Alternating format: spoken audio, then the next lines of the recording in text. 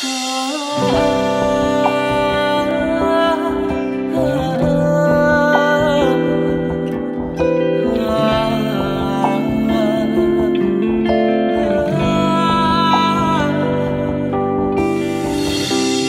ពេលវេលាពីឆ្នាំផុតទៅបនសល់នៅតែភាពឯកានឹកអនុស្សាវរីយ៍កន្លងបងនឹងអូនមានស្ងួនភ្លេចអស់ហើយណាមានតែខ្ញុំទេឈឺផ្សាម្នាក់ឯងអរគុណពីមុនធ្វើល្អដាក់បងអនុស្សាវរីយ៍ជាចំណងចង់ឲ្យបងឈឺចាប់ឬចង់ដល់ថ្ងៃស្លាប់ទើបបាត់ឈឺចាប់មែនទេឬខ្ញុំចំពេងកម្មគេមកពីជាតិមុនពេលវេលានេះឆ្នាំមុនអូននៅក្បែររូបមកពេលនេះបាត់ស្នេហ៍ស្នងព្រោះថានួនល្អងនៅក្បែរគេនឹងដែលឈឺចាប់មានតែខ្ញុំម្នាក់ទេ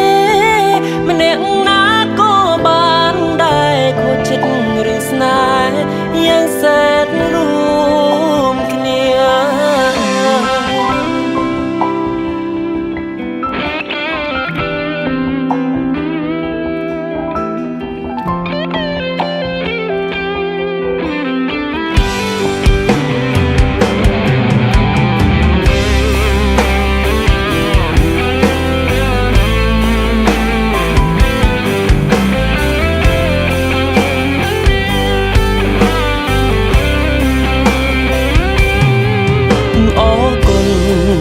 ពីមុនធ្វើល្អ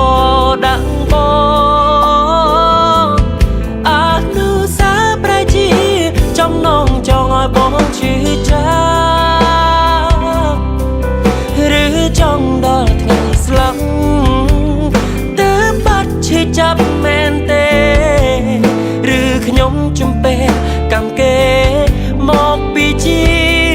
តិមុនពេលវេលានេះឆ្នាំមុនអូននៅក្បែររូបប